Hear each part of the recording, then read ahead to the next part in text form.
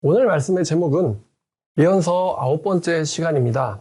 오늘 말씀 제목이 이사야 30장, 31장 이웃 국가와 사람을 의지하는 어리석음이라는 제목입니다.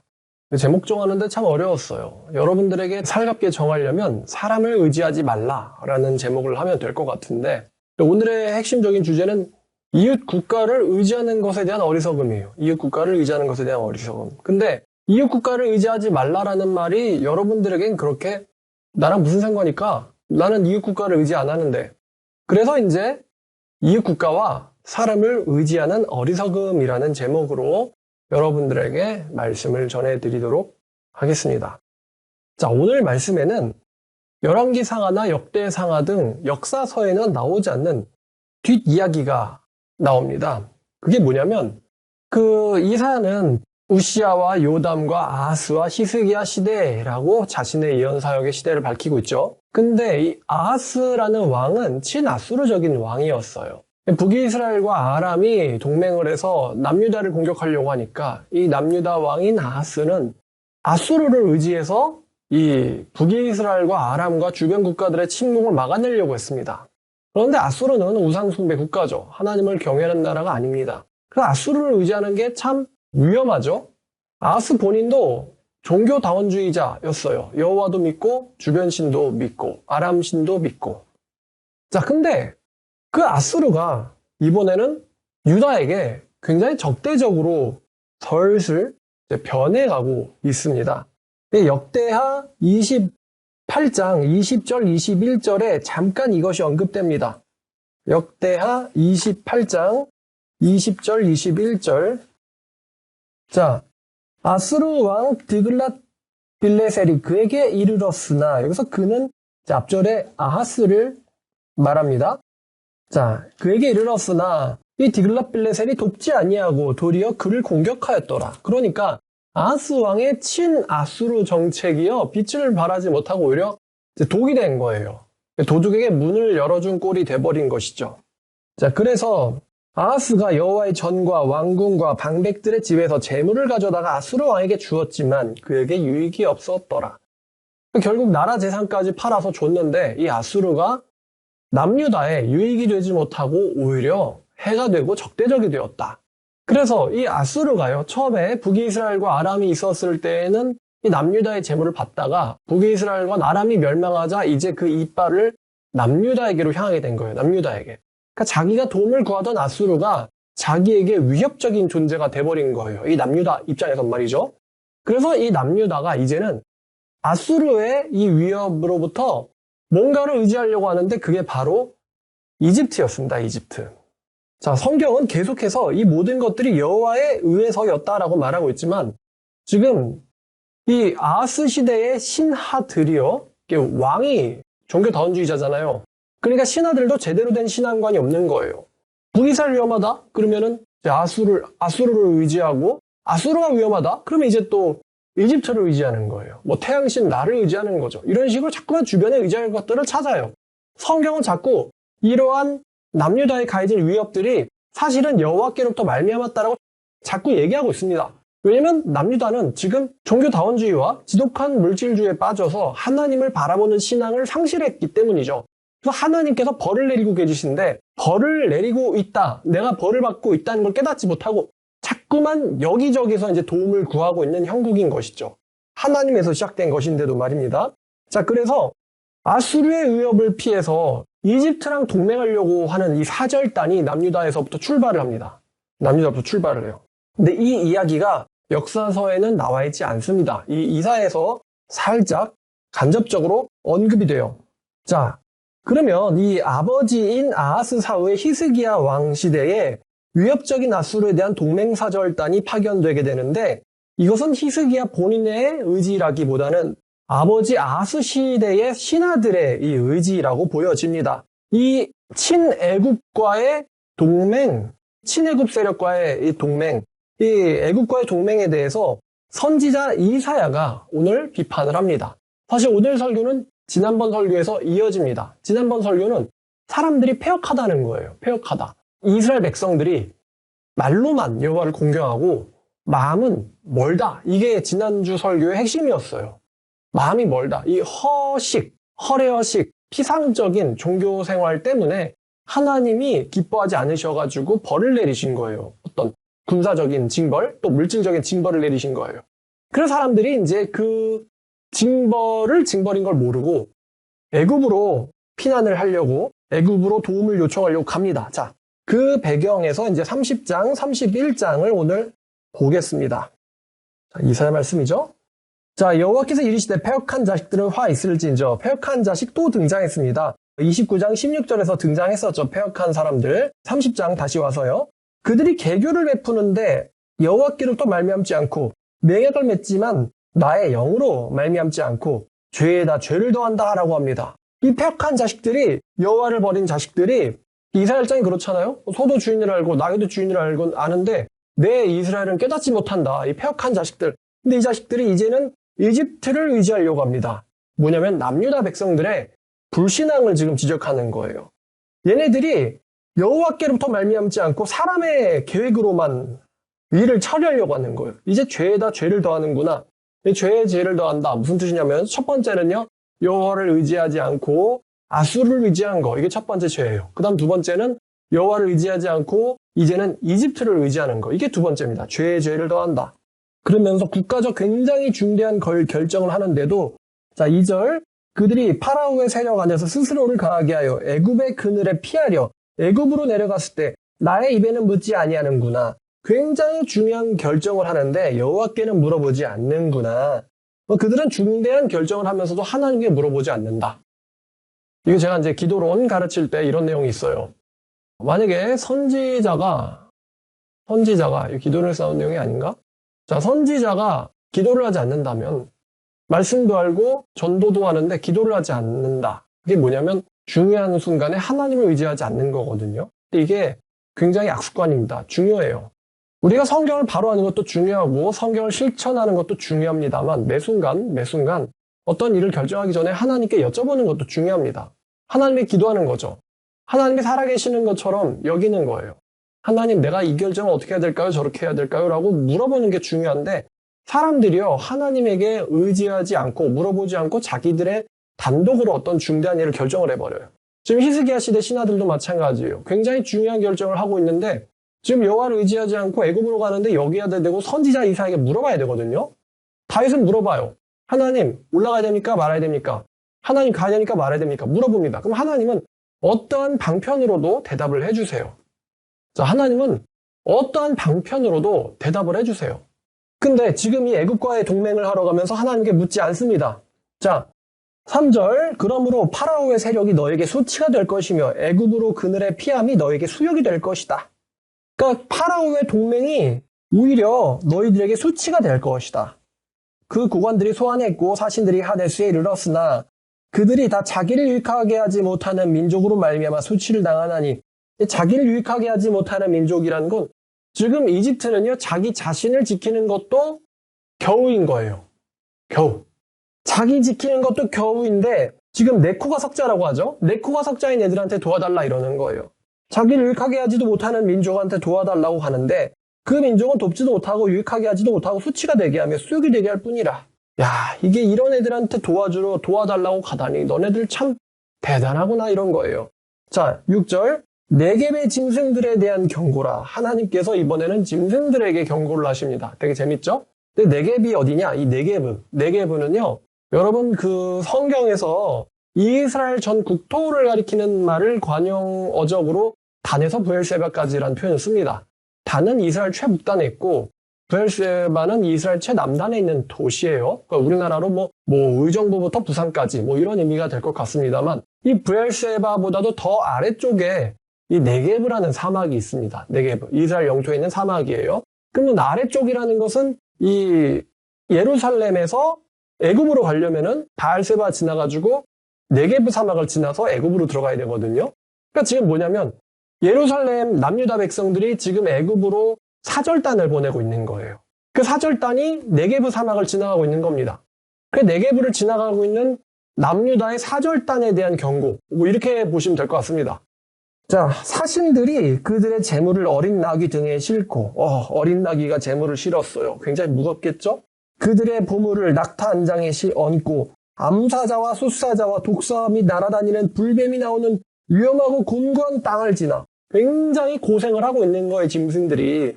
이 어리석은 남유다의 사신들 때문에 이 어린 짐승들이 고생을 하고 있는 거예요, 이 낙타와 나귀가. 자, 그래서 그런 막 사자와 막 암사자들이 우글거리는 곳을 지나가지고, 이제 누구한테로 가느냐?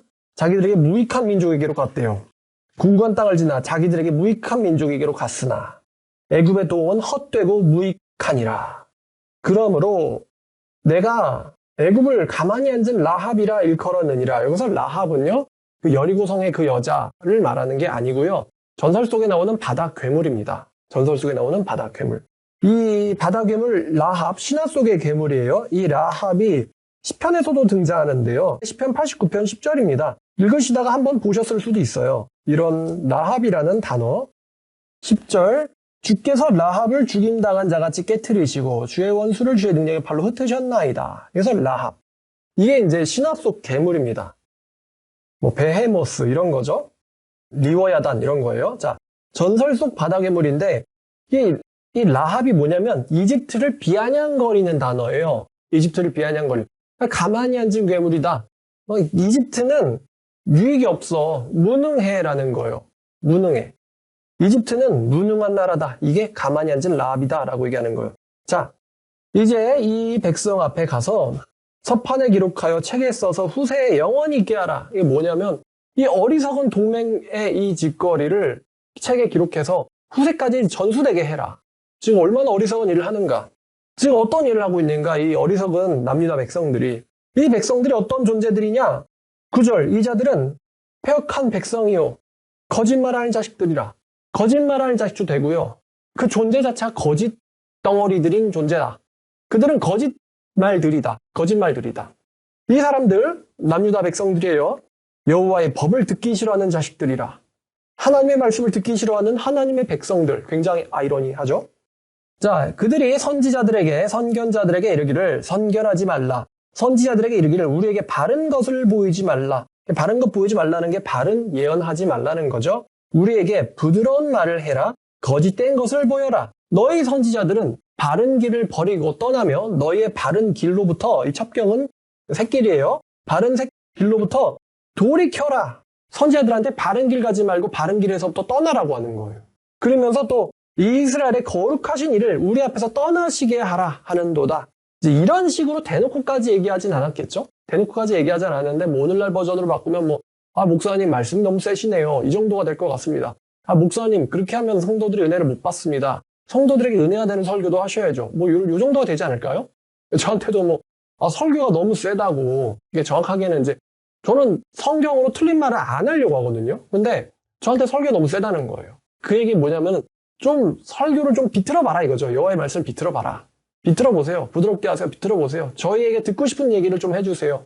똑같아요. 선지자들한테 바른 길을 버리고 하나님을 우리에게서부터 떠나게 하라. 너희들은 바른 걸 예언하지 말고 거짓말을 예언하라. 이렇게 얘기하는 거예요. 그러니까 이제 예를 들어서 이사야가 자기들에게 오는 걸 보면서 이러는 거죠. 아이고 또 이사야가 오는군. 또 우리에게 지겨운 말을 하기 시작할 것 같군. 이렇게 선지자들을 멸시하는 거예요. 그래서 진리의 바른 길로부터 선지자들을 떠나라고 말하는 이런 어처구니 없는 그러면 선지자에게 물어가질 말든가요. 자, 이 주여 주여 하나님을 주여 주여라면서도 하나님의 진리는 듣기 싫어하는 모순을 지금 지적하고 있죠. 선지자들한테 바른 걸 예언하지 마라.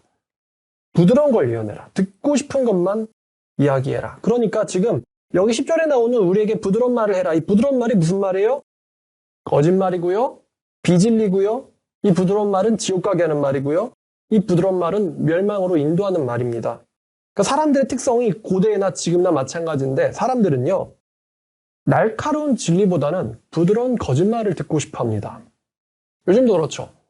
날카로운 진리는 좋아하지 않아요. 사람들은 자기를 직면, 상담 용어죠. 자기를 직면하게 하는 말을 듣는 걸 좋아하지 않습니다. 사람들은 거짓말을 좋아해요. 그러나 이 거짓말, 부드러운 거짓말의 결과는 끔찍할 것이고 멸망으로 너희를 인도할 것이다. 라고 성경은 이야기합니다. 자, 12절. 자, 요즘의 시대가 그렇죠. 요즘이 좋은 말만 하려는 시대예요. 다시 말하면 절대 자기 탓은 안 하는 시대죠. 자기 반성이 없는 시대. 오늘날 시대가요. 자, 12절. 그러므로 이스라엘의 거룩하신 이가 이같이 말씀하시되 너희가 이 말을 업신여기고, 이 말은 여호와의 말씀이에요. 여호와의 말씀은 업신여기고 너희가 압박과 허망을 믿어 그것을 의지하니. 그러니까 이게 사람들은요, 진리를 업신여기고 압박과 허망을 믿습니다.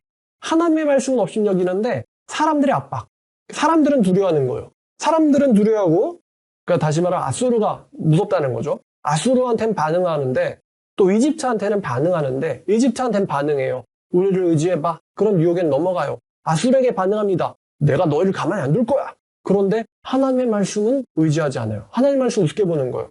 내 말은 우습게 여기고 사람들의 압박과 허망은 의지하니. 세상 사람들이 말이죠. 사람들의 공갈 협박과 사람들의 거짓말에 잘 넘어갑니다. 제가 이제 이단 상담하고 사람들 많이 상담하지만 사람 상담하는 거 정말 힘들어요. 짐 빠집니다. 이래요. 진리는 받기가 너무 힘들고요. 비진리와 거짓말은 너무 잘 박히는데 이게 또 빼기가 너무 힘듭니다. 비진리와 거짓말은요. 빼기가 너무 힘들어요. 제가 얼마 전에 영상 올린 거 보셨어요? 야, 너 거기 잘 들어왔다 그러잖아요. 빼기는 정말 힘들어요. 야, 거기 비진리잖아. 나와야지. 너한테 제대로 된 진리를 전해주지 않는 교회가 있으면 그 교회 나와야지. 왜 돈 내고 지옥 가냐. 근데 그 말이 제대로 안 들어가요. 몇 번씩이나 얘기해야 된다. 몇 번씩 얘기해야 돼가지고 정말 상담하는데 진이 빠져요. 왜 돈 내고 지옥 가죠? 교회 왜 가는데? 그러니까 거짓말은 잘 박히고요. 빼기는 너무 힘들어요. 반대로 진리는 받기가 너무 힘듭니다. 오늘도 또 저한테 하나님의 교회 상담이 왔어요. 유월절 지켜야 되나요? 성탄절은 지켜야 되나요? 보자마자 이제 저한테 벌써 근데 대답은 해줘야죠. 저한테 물어봤으니까. 그런 거 중요한 거 아니고요. 정말 중요한 건 구원이 믿음이냐 행위냐. 오직 믿음이라면 하나님의 교회에서 얘기하는 거 너희가 십자가 우상 숭배 성탄절 일요일 예배 중요하지 않아요. 구원이 오직 믿음이면요. 구원이 오직 믿음이냐 아니냐가 중요한 거죠. 그리고 구원이 오직 믿음이라면은 안상우 씨가 성령이라 해도 다 거짓말이 되는 거죠. 그럼 구원이 오직 믿음이냐 아니냐 이거 어디 써 있어요? 성경에 써 있잖아요. 그러니까 당신이 물어본 거 1번부터 3번까지는 중요한 거 아니고요. 정말 중요한 거는 믿음이냐 아니냐입니다. 그리고 믿음이냐 아니냐는 그건 성경을 당신이 읽어보셔야 돼요. 사도행전 15장과 갈라디아서를 읽어보세요. 이렇게 제가 대답을 하죠. 그럼 사람들이 이거를 한 번에 받아들이고 그럼 제가 이제부터 갈라디아서를 정말로 머리에 쥐가 날 때까지 그걸 전부 다 외울 때까지 한번 읽어보겠습니다. 이렇게 말하면 깔끔하거든요. 근데 그게 아니에요. 또 질문이 나옵니다. 그러면 이건 뭐죠? 그럼 이건 뭐죠? 그럼 이건 뭐죠? 이미 정답을 얘기했잖아요. 이거 아니면 이거밖에 없다고. 이게 맞는지는 성경 어디 보라고. 제가 66권 중에서 어디 보라고 딱 얘기해줬잖아요. 근데 그걸 반복해서 보라는 말이 잘 이해가 안 되는지 이건 뭔가요? 이건 뭔가요? 계속 물어봐요. 지금 중요한 게 답이 이거다 저거다가 아니에요. 오직 믿음이라고 얘기를 해줘도요. 성경을 읽지 못하고 성경을 깨닫지 못하는데 구원이 있겠습니까? 상당히 힘든 거예요. 거짓말을 그렇게 잘 박히는데 빼기도 힘들고 얘 너 잘 들어갔다. 얘 잘 걸렸다. 그렇게 얘기하는 거죠. 그렇게 얘기해도 못 알아들어요. 그 정도까지 얘기했으면 내가 정말로 똥멍청이 머저리구나. 내가 하나님 앞에서 회개를 해야 된다. 정말 바보구나. 내 머리를 신뢰하면 안 되는구나. 이렇게 생각해서 회개를 해야 되는데 거기까지 닿을까요? 생각이? 진리는 너무 높아서 어리석은 자가 이르지 못한다고 했어요. 성경이. 어쨌든. 자, 너희가 이렇게 사람들의 거짓말을 믿고 하나님의 말을 우습게 여기고 업신 여기니 이 죄악이 뭐냐면 이제 하나님의 말씀을 우습게 여기는 거예요. 이 죄악이 너희에게 마치 무너지려고 터진 담이 불쑥 나와 순식간에 무너짐 같게 되리라 하셨은즉. 이 무너지려고 터진 담이 뭐냐면 요즘은 잘 안 보이는데 저는 어렸을 적에 몇 번 본 적 있습니다. 옛날에 보면요, 여러분 담이 무너지기 전에 담이 한 번에 이렇게 안 무너집니다. 담이 이렇게 쭉 길게 연결되어 있잖아요, 서로. 그래서 무너지려는 담은요, 옆으로 이런 식으로 불쑥 이렇게 나오기 시작합니다. 불뚝하게 배불뚝이처럼 나와요. 그렇지만 무너지진 않습니다. 근데 무너지기 직전의 모습이에요. 여러분, 담의 기능이 뭐죠? 담은 외부의 공격으로부터 자기를 지키기 위한 거예요. 단순히 보지 못하게 하려는 것도 있지만 그럴 것 같으면 담을 쌓진 않겠죠. 외부의 침입으로부터 자기를 지키려는 거예요. 담이라는 건 자기를 지키기 위한 거거든요. 근데 불쑥 터진 담이라. 이게 무슨 뜻이냐? 외부로부터 공격으로부터 자기를 보호하려고 있는 게 담인데 이 담이 무너져가지고 그거를 의지하는 사람을 깔아버리는 거예요. 이렇게 불쑥 튀어나온 다음은 위험하니까 가면 안 되거든요. 지금 이 이집트를 무너지기 직전에 담으로 비유를 했어요. 너희가 거짓말을 의지하니 그게 마치 무너지려고 불쑥 튀어나온 담같이 돼가지고 순식간에 무너져서 깔리면 그때는 이제 사람 죽는 거죠. 자기를 지키려고 만든 건데 거기에 깔려서 죽는 거예요. 그가 이 나라를 무너뜨리시되 토기장이가 하나님이 이 나라를 무너뜨리시되 토기장이가 그 그릇을 깨트림 같이 아낌없이 하나님이 애굽도 치실 것이고 남유다도 치실 것인데 아낌없이 부수시리니 그 조각 중에서 아궁이에 불을 붙이거나 물웅덩이에서 물을 뜰 것도 얻지 못하리라. 이 그릇을 찾으러 갔는데 다 깨져가지고 이 깨진 그릇은 위험하거든요. 물 한 조각 뜰 만한 그릇도 얻지 못할 것이다. 애굽으로부터는 어떤 도움받을 만한 그릇조차 못 건지게 될 것이다. 자, 이게 이제 이집트를 의지하려고 하는 사람들에게 임한 하나님의 멸망의 말씀입니다.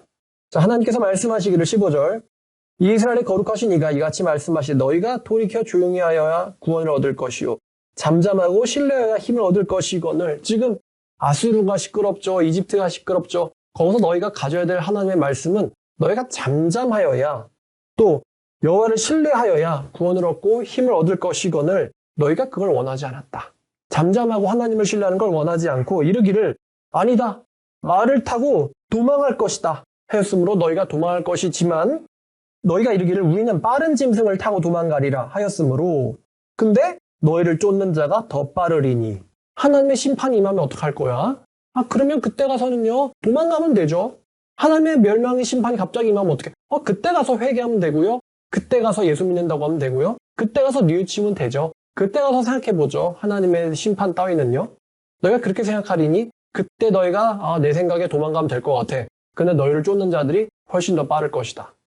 그리고 그 멸망의 날이 멸망의 심판이 왔을 때는 한 사람이 소리치면 1000명이 도망갈 것이고 5명이 소리치면 너희가 다 도망가고 이게 이제 인지부조화가 드디어 이제 터져버린 거예요. 괜찮을 거야. 이러다가 이제 터져버린 거죠. 그러니까 한 명이 왁 하니까 1000명이 도망가고 5명이 왁 하면은 전부 다 도망가고 남은 사람은 겨우 산꼭대기에 깃발 몇 개 꽂힌 것처럼 정말 초라하게 된다는 거죠. 너희 남은 자는 겨우 산꼭대기에 깃발 갖고 산마루에 기치 같으리라 하셨느니라. 자, 이게 이제 인지부조화에 걸린 하나님의 심판을 앞두고 있는 백성들에 대한 하나님의 경고의 메시지예요. 경고의 메시지. 이스라엘 백성들인데 하나님의 말씀 듣지를 않아요. 오늘날 똑같아요. 거짓말할 자식들, 패역한 자식들, 여호와의 법을 듣기 싫어할 자식들. 이게 이방 사람들이 아닙니다. 남유다 백성들이죠. 자, 18절부터는 구원 약속입니다. 갑자기 분위기가 급전됩니다. 분위기가 확 바뀌어요. 그러나 여호와께서 기다리시나니 여호와께서는 기다리세요. 때를 기다리십니다. 왜냐하면 너에게 은혜를 베풀려 하시며 일어나시리니 너희를 긍휼히 여기려 하심이라. 그러니까 하나님께서요 구원을 베푸실 거예요. 너희가 깃발 하나 남은 것처럼 간신히 남은 뒤에는 하나님의 구원하심이 너에게 임할 것이다. 왜 구원이 임하냐면은 하나님께서 너에게 은혜를 베풀고 긍휼히 여기시기를 하나님께서 원하시기 때문입니다. 왜냐하면 그 하나님은 정의의 하나님이시기 때문이다. 그래서 그를 기다리는 자는 복이 있도다. 하나님의 역사를 기다리는 사람, 하나님의 때를 기다리는 사람, 기다릴 줄 아는 사람, 인내할 줄 아는 사람, 하나님을 믿는, 신뢰하는 사람들은 복이 있도다. 자, 19절 시온에 거주하며 예루살렘에 거주하는 백성아 너는 다시 통곡하지 아니할 것이라. 그가 네 부르짖는 소리를 말미암아 네게 은혜를 베푸시되 그가 들으실 때에 네게 응답하시리라. 주께서 너에게 환난의 떡과 고생의 물을 주시나. 환난의 떡과 고생의 물 굉장히 비유적이죠. 환난과 고생을 주시는 거예요. 고생을 주시지만 그가 네 스승이 다시 숨기지 아니하시리니 네 눈이 네 스승을 볼 것이며. 이게 뭐냐면 이제 여호와께서 너로부터 숨지 않으실 거란 말이에요. 네가 그를 볼 것이며 네가 오른쪽으로 치우칠 때 아니면 왼쪽으로 치우칠 때 그가 네 뒤에서 말씀하시기를 이것이 바른 길이니 너희는 그 바른 길로 가라라고 하실 것이며. 내가 오른쪽이나 왼쪽으로 치우치다는 건 안 좋은 거거든요. 치우칠 때 뒤에서 나지막히 이것이 옳은 길이니 이로 가라고 하나님께서 너희에게 스승이 되신다는 거예요. 스승이 가라. 바른 길로 가라라고 말씀하실 것이고. 자, 그때가 되면은 너희들은 근데 이제 생각해보니까 되게 좋지 않아요? 하나님께서 뒤에서 나지막히 바른 길로 가라. 그 길은 아니야. 이 길은 아니야. 이렇게 말씀하신다는 거죠. 오늘날로 생각하면 이제 성령께서 우리의 마음속에서 우리에게 갈 길을 밝혀주시는 것과 같습니다. 그거 하지 마라. 저거 하지 마라. 이 길로 가라. 이렇게 말씀하실 거라는 것이죠. 자, 그때가 되면 너희들은 너희가 조각한 우상에 입힌 금과 부어 만든 우상에 올린 금을 더럽게 하여 니들이 만든 우상을 불결한 물건을 던진같이 던지며 이르기를 우상에게 향해서 나가라 라고 할 것이라. 나가라. 우상은 우리를 구원해주지 않아. 오직 여호와만 우리를 구원하실 거야. 자, 그 다음에 또 재밌는 표현인데, 자, 23절. 네가 땅에 뿌린 종자에 주께서 비를 주사 땅에 먹을 것을 내며 곡식이 풍성하고 기름지게 하실 것이며 또 네 가축이 광활한 목장에서 먹을 것이요 밭 가는 소와 어린 나귀도 키와 쇠스랑으로 까부르고 맛있게 한 먹이를 먹을 것이며 이게 하나님께서 축복 주실 때 종자에게도 비를 주시고 또 나귀와 소에게도 어린 나귀와 또 소에게도요 맛있는 먹이를 주실 거래요. 맛있는 먹이. 이제 나귀와 소마저도 하나님께 사랑하시는 거죠. 복을 주시는데 하나님께서는 정신적인 복뿐만이 아니라 그날에는 물질적인 복도 주실 것이다 라는 거예요. 자, 너희의 나귀들이 맛있는 먹이를 먹을 것이며, 그러니까 제가 재밌다고 얘기한 거예요. 크게 사륙하는 날 망대가 무너질 때 고산마다 줄령마다 그 위에 개울과 시냇물이 흐를 것이며 여호와께서 자기 백성의 상처를 싸매심에 그들이 맞은 자리를 고치시는 날에 달빛은 햇빛 같겠고 햇빛은 7배가 되어 7날의 빛과 같으리라. 7일 동안 쏟아지는 빛처럼 굉장히 밝아진다. 달빛은 햇빛처럼 될 것이다. 하나님께서 그 백성들의 맞은 자리를 싸매시는 날, 사실 하나님 때리셨거든요. 징계받은 것을 이제 치유해 주시는 날에는 달빛이 햇빛 같을 것이다. 굉장히 이제 축복된 순간이 오는 거죠. 도대체 이 사륙하는 날이 뭘까? 자, 27절 보라. 여호와 이름이 원방에서부터 오되 그의 진노가 불붙듯하며 빽빽한 연기가 일어나 듯하며 그 입술에는 분노가 찼으며 그의 혀는 맹렬한 불 같으며 하나님이 굉장히 지금 진노하셔가지고 막 연기가 불타오르는 것처럼 그의 진노가 원방에서 온다. 이게 엄청난 대군이 멀리서부터 오는 거예요. 여러분 멀리서부터 출전한 대군은 절대로 항복하지 않죠.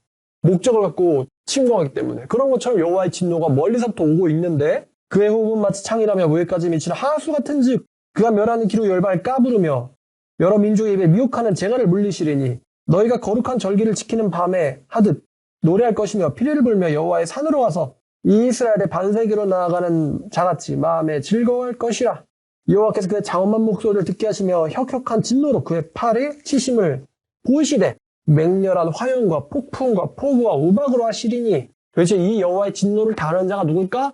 바로 30장 초반부에 남유다를 협박하고 겁박했었던 아수르. 여호와의 목소리에 아수르가 낙담할 것이며 주께서는 막대기로 치실 것이라. 여호와께서 예정하신 몽둥이를 아수르 위에 더하실 때마다 소고를 치며 소금을 탈 것이며 그는 전쟁 때에 팔을 들어 그들을 치시리라. 대저 도벳은 이미 세워졌고 왕을 위하여 예비된 것이라. 깊고 넓게 하였고 거기에 불과 많은 나무가 있은즉 여호와의 호흡이 유황개천 같아서 이를 사르리라. 아까 보면 여호와의 진노가 원방에서부터 오지만 이미 세워졌다. 이미 세워졌다고 하죠. 하나님의 도우심은 멀리서부터인 것 같은데 벌써 사실 우리 가까이에 있다는 거예요. 하나님의 역사는 멀리서부터 잘 안 보이는 것 같은데 이미 우리에게 가까이 있다. 그러니까 이유는 이렇습니다. 하나님께서 아수르를 사용해서 남유다를 징계하시겠지만 하나님께서는 남은 자를 구원하실 것이다. 그리고 남유다를 괴롭힌 아수르는 여호와로부터 멸망을 당하게 철저한 멸망을 경험하게 될 것이다. 그리고 지금 애굽으로 막 사신 보내고 있잖아요. 남유다를 구원하는 건 애굽도 그 어느 누구도 아닌 바로 여호와 자신, 하나님 자신이 남유다를 구원하실 것이다 라고 이사야 30장이 이야기하고 있어요. 자, 미리 말씀드려야 되는 건데 이 30장과 31장은요. A, B 구조입니다. A가 뭐냐면요. 하나님이 너를 심판하신다는 거고요. B는 뭐냐면요. 하나님이 남은 너희들을 구원하실 거라는 거예요. 심판과 구원, 이게 지금 샌드위처럼 반복해서 나오고 있어요. 애굽으로 물러가는 너희는 하나님께 심판받을 거다. 그가 치는 날에는 돕는 자도 도움을 받는 자도 다 멸망할 것이다. 그러나 하나님께서는 정의로우시사 남은 자들을 구원하실 것이니. 이게 심판과 구원 구조가 반복돼서 나오고 있어요. 그러면 30장, 31장이 되게 읽기 편하죠. 자, 31장도 마찬가지입니다. 다시 A, B, A니까 이제 A는 멸망, 이렇게 경고가 나와야죠. 자, 31장. 도움을 구하러 애굽으로 내려가는 자들은 화 있을진저. 또 다시 한번 경고가 나옵니다. 그들은 말을 의지하고 병거의 많음과 마병의 심히 강함을 의지하고. 여러분들 생각해 보세요. 우리가 지금 말 볼 일은 없는데 오늘날로 치면 이제 엄청난 전차, 탱크 부대거든요. 탱크가 막 빡빡 있는 거예요. 막 탱크들이 막 사열해 있는 걸 보면 탱크 한 대만 봐도 막 엄청 커가지고 겁이 나는데 탱크들이 막 기갑 부대가 막 이렇게 있는 걸 보면서 와, 이런 나라한테 동맹을 해야지. 말 보고는 와, 막 휘황찬란한데 이 부대랑 누가 감히 싸우겠느냐. 동맹을 해야지. 오늘날로 치면 탱크 부대를 보는 거예요. 근데 사람들이 이 병거의 많음과 마병의 심히 강함을 의지하는데, 근데 반대로 이스라엘의 거룩하신 이는 앙무하지 아니하며 여호와께 구하지 아니하나니. 지금 마병과 하나님, 탱크 부대와 하나님이 비교되고 있어요. 굉장한 첨단 미사일들과 이스라엘의 거룩하신 하나님이 지금 비교를 하고 있습니다. 사람들의 눈에는 눈에 보이는 휘황찬란한 병기들, 전차와 말들, 이 병기들이 보이지 않는 하나님보다 믿을 만하다고 생각하는 거예요. 현대 사람들의 눈에는 보이는 것들이죠. 건물, 물질, 소유, 이런 것들 보면서 눈이 그냥 확 돌아가는 거예요. 야, 이 사람과 결혼하면, 이 사람과 친하게 지내면 내가 든든해지겠는걸? 사람들의 화려함에 의지하고 이스라엘의 거룩한 이에게는 앙무하지 않는다. 여러분들 개인 단위로 하면 이렇게 되는 거죠. 근데 하나님은 2절에 여호와께서도 지혜로우신 즉 재앙을 내리실 것이라. 여호와께서는 지혜로우신 즉이라는 게 뭐냐면요. 너희들이 급할 때 누구 의지했는지 하나님은 다 알고 있다 이런 얘기예요. 하나님은 바보가 아니야. 그렇게 하나님 의지하지 않은 사람들한테 재앙 내리실 거야. 하나님이 속을 줄 알았어? 천만에. 하나님은 바보가 아니신 즉 그들에게 재앙을 내리실 것이라. 하나님은 말씀을 바꾸지 않아요. 나를 의지하지 않는 자들을 내가 심판하겠다. 하나님은 그 말씀을 바꾸지 않으세요. 그는 말씀들을 변하게 하지 아니하시고 일어나사 악행하는 자들의 집을 치시고 행악을 돕는 자들을 치시리니. 자, 3절. 애굽은 이집트는 사람이요 신이 아니다. 아무리 휘황찬란한 기마병과 말들도 사람이지 신이 아니다. 신은 하나님밖에 없는 거죠. 그들의 말들은 육체요. 살이죠, 살. 그들의 말들은 육체요. 영이 아니라. 무슨 말이냐면요. 우리는 눈에 보이는 게 훨씬 더 와닿거든요. 근데 성경에서는요. 강한 건 육체적인 게 아닙니다. 영적인 것이죠. 사도 바울이 부활에 대해서 이렇게 말했는데 우리의 몸을 육체와 신령체로 나눴어요. 육체를 가리켜서 이건 이제 우리가 살아있을 동안만 잠깐 빌려 쓰는 거거든요. 낡아져가는 겁니다. 그 신령한 몸이 있어요. 그러면서 바울이 이렇게 말하는데 이 육체를 약한 것이라고 말했고 신령체를 강한 것이라고 표현했습니다. 신령한 것이 영적인 것이 물질적이고 육체적인 것보다 훨씬 더 강합니다. 사실은 비교가 안 되죠. 왜냐하면 신령한 것은 영원에 해당하는 것이고요. 육체적인 것들은 일시적인 거거든요. 일시적과 영원은 비교 대상이 되질 못합니다. 자, 그들의 말들은 그들은 신이 아니고 사람이고 육체일 뿐이므로 이런 말이에요. 하나님께서 그의 손을 펴시면 그 하나님의 손을 펴시기만 하면 돕는 자도 쓰러지며 도움을 받는 자도 넘어져서 다 같이 멸망할 것이다. 도움을 구하러 가는 유다의 사신들이나 유다 백성들이나 아니면 도움을 주겠다고 하는 이집트 백성들이나 다 같이 멸망할 것이다. 하나님의 앞에서는. 그러니까 하나님 대 사람의 싸움인 거죠. 하나님을 신뢰하지 않는 사람들은 아무것도 아니에요. 이집트나 유다나 다 같이 멸망당할 것이다. 자, 그 다음에 이제 4절 다시 이제 구원의 이야기로 바뀝니다. 여호와께서 이같이 내게 이르시되 큰 사자나 젊은 사자가 자기의 먹이를 움키고 으르렁거릴 때에 그것을 치려고 여러 목자들을 불러왔다 할지라도 그것이 그들의 소리로 말미암아 놀라지 아니할 것이요. 여러분 큰 사자와 젊은 사자 둘이서 싸운다고 생각해 보세요. 여러분 유튜브에서 혹시 사자들끼리 싸우는 거 보셨습니까? 정말 무섭고 정말 섬뜩하게 싸웁니다. 우와 그러면서 막 서로 막 일어나가지고 막 발 휘두르고 막 정말 무섭게 싸우거든요. 사자끼리 싸울 때. 젊은 사자와 큰 사자가 싸울 때. 근데 사자끼리 싸울 때 사람이 간들 사자들이 아랑곳 하겠어요? 사람은 그냥 먹잇감이거든요, 사자한테. 사람은 그냥 먹잇감입니다. 근데 사자 두 마리가, 거대한 사자 두 마리가 분노로 싸우는데 사람들이 가봤자 이제 재수없으면 이제 괜히 그냥 팔 하나 잘리든가 아니면 사자가 사람한테 달려주면 그냥 뭐 하나 끊어지는 거죠. 마찬가지예요. 사자들이 싸울 때 목자를 불러왔다 할지라도 그것이 그들의 소리로 말미암아 놀라지 아니할 것이요 그들의 떠듬으로 말미암아 굴복하지 아니할 것이라. 이와 같이 이제 비유를 드신 거예요. 하나님께서 이와 같이 나 만군의 여호와가 강림하여 시온산과 그 언덕에서 싸울 것이라. 그러니까 너희들이 이러쿵 저러쿵 시끄럽게 떠들어도 나 여호와는 내가 말한 대로 할 거야 이거예요. 너희들이 아무리 이래야 돼요 저래야 돼요 라고 얘기해도 나는 내가 말한 대로 행할 것이다 라는 것입니다. 난 심판하러 올 거야 라는 것이죠. 이집트가 남유다가 아무리 시끄럽게 굴어도 여호와는 연연하지 않으시며 도리어 이집트와 아수르를 둘 다 멸망시키실 것이다. 자, 그러면서 이제 5절에 계속 구원에 대한 이야기가 나옵니다. 새가 날개치며 그 새끼를 보호함 같이. 여러분, 새가 날개치며 자기 새끼를 보호하는 광경 보셨을 거라고 생각합니다. 나 만군의 여호와가 예루살렘을 보호할 거다. 여호와를 어미새로, 예루살렘을 아기새로 비유했죠. 아기새를 보호함 같이 예루살렘을 보호할 것이다. 그것을 호위하며 건지며 뛰어넘어 구원하리라. 이렇게 이제 어미새로 자기를 비유하셨어요. 자, 그러면서 이제 6절이 이제 결론 및 권고에 해당합니다. 뭐냐? 이스라엘 자손들아 너희는 심히 거역하던 자에게로 돌아와라. 결론과 권고죠. 너희가 심하게 거역했었던 하나님께로 돌아와라. 하나님께서는 아직 너희에게 손을 내밀고 계신 거예요. 심히 거역했던 너희 하나님께로 너희들은 돌아와라 이거예요. 지금 이제 구원이 약속되고 있지만 여기서 이제 우리가 놓치면 안 되는 부분이 있는데 그게 뭐냐면 하나님이 남유다를 심판할 거라는 거예요. 그렇기 때문에 그가 너희를 구원하실 것이지만 너희들이 심판받지 않기 위해서 여호와께로 돌아와라. 이게 선지자 이사야의 권고예요. 권고. 돌아와라. 너희가 거역하던 그에게로 돌아와라. 하나님은 참 아량이 넓으시죠. 너희가 자기 손으로 만들어 범죄한 은 우상 그 우상을 그날에는 각 사람들이 던져버릴 것이요.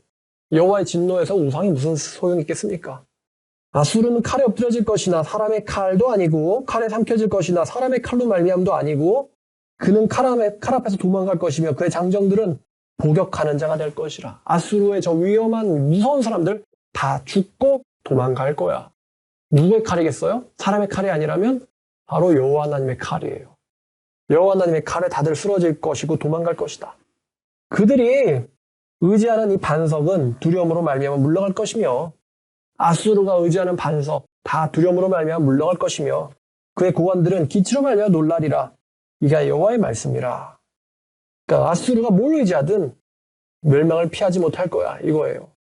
그러면서 마지막 구절 여호와의 불은 시온에 있고 지금 이제 반복이거든요. 시온과 예루살렘 같은 거예요. 여호와의 불은 시온에 있고 여호와의 풀무는 용광로입니다. 풀무는 용광로. 여호와의 용광로는 예루살렘에 있느니라. 이게 뭐냐면은 거길 건드렸으면은 불바다가 되는 걸 피하지 못할 걸 이런 거예요. 그러니까 아수르한테 하는 말이에요. 아수르야, 니네가 감히 여호와의 용광로인 예루살렘을 건드렸어? 그러면 하나님께서 너희를 불바다로 만들 거야. 이런 의미예요. 여호와의 불과 풀무는 예루살렘에 있느니라. 예루살렘을 건드리는 자는 멸망을 면치 못할 것이다. 30장, 31장입니다. 그래서 AP죠. 경고와 자기 백성들에 대한 경고와 그들에 대한 구원의 말씀. 또다시 경고와 그들에 대한 권면의 말씀. 이런 구조로 샌드위처럼 되어 있습니다. 자, 이제 이거 보면서 제가 우리나라 상황이 굉장히 좀 많이 오버랩이 됐는데 우리나라도 남유다 같아요. 남유다가 막 북이스라엘과 아람의 침공, 형제국가라고 하는데 형제국가가 막 괴롭혀요. 그러니까 이제 이거를 어떻게든 이겨보려고 아수르한테 동맹을 요청했는데 아수르가 걔네들이 무찌르더니만 이번엔 또 우리를 치는 거예요.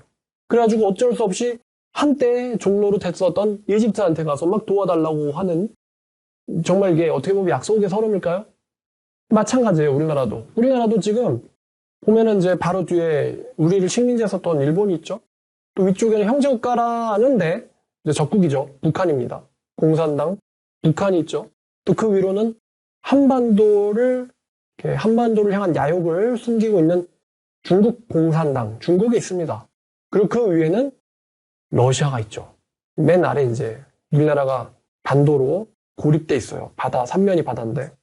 그래가지고 이 국제적인 위치 때문에 이 한반도 이제 남한이요. 남한이 어디에 붙느냐, 어디에 붙어야지 우리 민족이 번영할 것이냐. 중국과 혹은 북한에게, 러시아에게 붙어야 될 것이냐, 아니면은 일본에게 붙어야 될 것이냐, 아니면은 미국에게 붙어야 할 것이냐. 이제 현대로가 좀 이래요. 우리나라 이웃나라를 의지할 것이냐. 박근혜 대통령 같은 경우는 뭐 되게 뭐 신뢰적인 외교다 그러면서 중국과 적당히 친하면서 미국과의 동맹관계도 유지하려고 했었죠.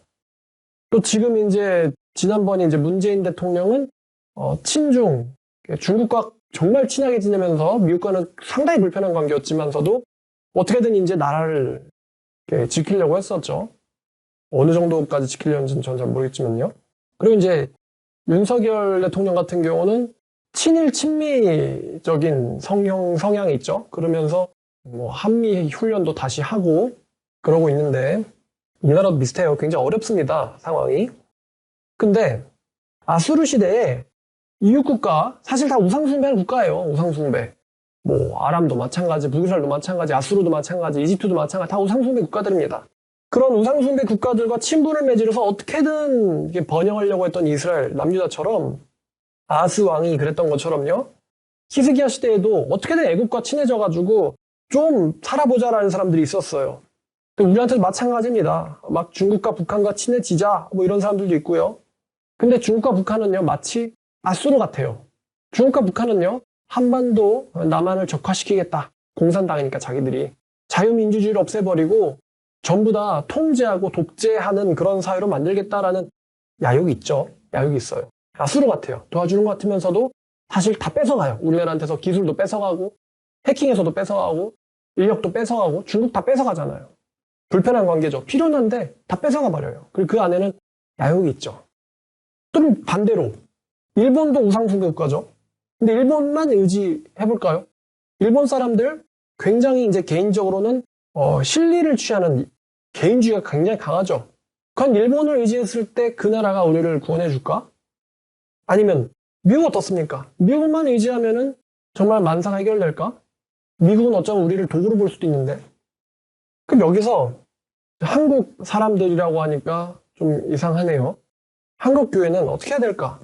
한국 교회는 오늘 말씀의 중심인 것처럼 잠잠히 하나님을 의지해야 된다. 잠잠히 여호와를 기다려라. 잠잠히 하나님을 의지해야 된다. 이게 국가적인 시각으로 이 말씀을 해석한 것이고요. 그럼 개인적으로 어떻게 될까요?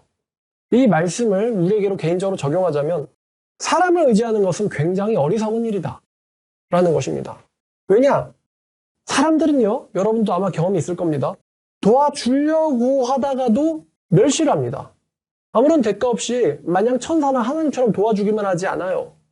도와주다가 이제 멸시를 합니다. 업신여겨요. 그리고 어느 순간 갑자기 적으로 돌변을 해요. 진짜 어떤 연예인이 친형한테 모든 걸 맡겼었죠. 근데 친형인데 서로 막 소송전하고 다 뺏어버리고 사람 의지하지 말라는 거예요. 설령 가족이라도 말이죠. 제일 중요한 가르침은 그것들은요. 사람이지 신이 아니라는 것입니다. 하나님께서 심판하는 그날이 오면은 그들은 육체요 영이 아니므로 돕는 자나 도움을 받는 자나 다 같이 망하는 거예요. 요즘에 무슨 대장동 사건 보면은 한 배 탔다고 하는데 지금 이제 뭔가 지금 이상하게 됐잖아요. 그러니까 돕는 자나 도와주는 자나 다 같이 도움받는 자나 다 같이 그냥 망하는 거 아니겠습니까? 여러분들도 마찬가지입니다. 여러분들 개인적으로는 하나님을 의지해야 됩니다. 사람이 아니라 하나님을 의지해야 그것이 악이 아니게 됩니다. 하나님이 아닌 사람을 의지하는 건 악한 거예요. 악한 거예요. 하나님께서는 그런 사람들을 벌하겠다고 말씀하셨어요. 그런 사람들. 계획을 세우나 나로부터 말미암은 게 아니고 나의 영으로부터 말미암은 것도 아니고 주님과 상담해 본 것도 아니고 주님으로부터 나온 것도 아니고 그런 것들을 추진하는 사람들. 여호와가 심판하시면 그러면 우리가 말 타고 도망가면 되지. 그런 것들은 악한 것이고 하나님께서는 용서하지 않겠다라고 말씀하셨어요. 자, 이 사연 아니지만 예레미야 애가 3장 26부터 40절까지를 한번 읽어보겠습니다. 예레미야 애가입니다. 3장 26절부터 40절까지입니다. 자, 예레미야가 말합니다. 사람이 여호와의 구원을 바라고 잠잠히 기다리는 것이 좋도다. 사람은 젊었을 때 멍에를 매는 것이 좋으니 혼자 앉아서 잠잠할 것은 주께서 그것을 그에게 메우셨습니다. 젊었을 때는 고난도 옵니다. 젊었을 때 멍에를 매는 게 좋대요. 그대의 입을 땅에 티끌에 댈지어다. 혹시 소망이 있을지로다. 땅에 티끌에 댄다는 거, 땅바닥에 입을 댄다는 거는 이제 엄청나게 자기를 낮추고 회개하는 걸 말하는 것이죠. 그대의 입을 땅에 댈지어다. 그러면 혹시 소망이 있을지어다. 자기를 치는 자에게 뺨을 돌려대어 치욕으로 배불릴지어다. 이는 주께서 너를 영원토록 버리지는 아니하실 것임이며 비록 그가 너를 근심하게 하시나 그의 풍부한 인자하심에 따라 너를 긍휼히 여기실 것임이라. 주께서 사람을 인생으로 고생하게 하시며 근심하게 하시는 것은 주님의 본심이 아니시로다. 세상에 있는 모든 갇힌 자들을 발로 밟는 것과 지존자 얼굴 앞에서 사람의 재판을 굳게 하는 것과 사람의 송사를 억울하게 하는 것은 다 주님께서 기쁘게 보시는 것이 아니로다. 주의 명령이 아니면 누가 이것을 능히 말하여 이루게 할 수 있으랴. 화와 복이 지존자의 입으로부터 나오지 아니하느냐. 그러니까 화도 나오고 복도 나온다 이거예요. 살아있는 사람이 자기 죄들 때문에 벌을 받나니 어찌 누구를 원망하랴. 우리가 스스로 우리의 행위들을 조사하고 여호와께로 돌아가자. 예레미야가 이렇게 성경을 썼어요. 에가에서. 주님께서 고생도 주시고 환난과 근심의 떡도 먹이시지만 젊었을 때 이것을 고생하는 게 좋대요. 젊었을 때 이것을 경험하는 게 좋대요. 그리고 너희의 입술을 땅에 티끌에 대라고 합니다. 주님께서 너희를 근심시켜도 너희들을 치욕스럽게 하실지라도 하나님께서 영원히 그리하시지는 않으실 것이다. 하나님께서 너희들을 고생시키시고 근심시키는 것은 본심이 아니시로다. 그가 너를 구원하실 것이니 잠잠히 참고 여호와를 기다려라 라고 예레미야가 이렇게 말했습니다. 자, 오늘 말씀도 사람, 이웃 국가를 의지하는 것의 어리석음이란 제목으로 여러분들과 말씀 나눴습니다. 여러분들에게 힘든 일이 있을 수 있죠. 개인적으로도 이제 근무할 때 회사 입장에서도 또 혹은 나라를 경영하는 사람들 입장에서도 힘든 일이 올 때가 있습니다. 근데 그게 다 우리 죄 때문에 일어난 일들이에요. 그럴 때 우리가 사람의 방식으로 내 생각, 내 지혜로 해결해 보려고 내가 더 빠르리라 라고 하면 하나님께서 쫓아오십니다. 벌 주려고. 그럴 때 우리가 해야 될 자세는 티끌에 입술을 대고 혹시나 내가 하나님 앞에서 바르지 못한 것이 있는지 살펴보고 여호와를 잠잠히 기다리는 것입니다. 하나님께서는 아수르를 통해서 남유다를 징계하실 생각이지만 결국에는 남유다를 구원하실 생각이었어요. 구원하실 생각. 그러니까 남유다의 이 정치 지도자들, 집권자들이 해야 될 일은 외국으로 가보자, 어디로 가보자 해야 될 게 아니라 잠잠히 여호와 앞에서 자신에게 잘못이 있는지 없는지를 조사하면서 하나님을 바라는 거였어요. 그게 하나님이 원하시는 거였어요. 패역한 백성에게 내리는 징벌인데 이 패역함을 고치지 않고는 딴 데서 어떻게든 도움을 찾아봐야 여호와의 심판이 그냥 지나가겠습니까? 마찬가지입니다. 여러분들에게 어떤 근심이 있나요? 그럼 분명 여러분들에게 하나님께서 고치기를 원하시는 뭔가가 있을 거예요. 여러분들 자신을 조사하고 이게 뭐냐면 말씀으로 나를 조사하는 거죠. 말씀으로 나를. 내가 정말 하나님 말씀 앞에서 올바른지를 조사해보고 또 하나님을 의지하고 기도하고 나의 입에 묻는다라고 말씀했잖아요. 묻지 않으면 죄거든요. 하나님께 기도하고 하나님의 구원하심을 잠잠히 참고 기다리는 거. 하나님을 의지하는 거. 이게 하나님께서 여러분들에게 개인적으로 원하시는 삶입니다. 자, 오늘 말씀처럼 여러분들 하나님 말씀 잘 의지하고 여러분들 자신을 하나님께 맡겨드리는 저와 또 우리 말씀사랑교회 성도님들 되시기를 축원합니다. 네, 기도하겠습니다. 하나님 아버지 감사합니다. 오늘도 귀한 말씀 이사야 30장, 31장 말씀으로 이웃 국가와 사람을 의지하는 어리석음이란 제목으로 또 말씀 나눴습니다. 하나님, 우리가 정말 우리의 죄 때문에 고생을 합니다만 하나님께 돌아가서 하나님을 기다릴 수 있는 사람 되게 하시고 우리가 하나님께서 어떤 잘못이 있는지 다윗이 기도했던 것처럼 나를 시험하사 어떤 죄가 있는지 나로 하여금 내가 어떤 존재인지 알게 하소서라는 말하는 우리가 되게 하옵소서. 그리고 외부의 위험과 이 정말 부당한 힘 앞에 이리저리 끌려다니는 압박과 허망을 믿는 것이 아니라 여호와의 말씀을 믿고 기다리는 우리 모두가 되게 하여 주시길 원합니다. 주님 역사하여 주시옵소서. 예수님의 이름으로 기도드렸습니다. 아멘.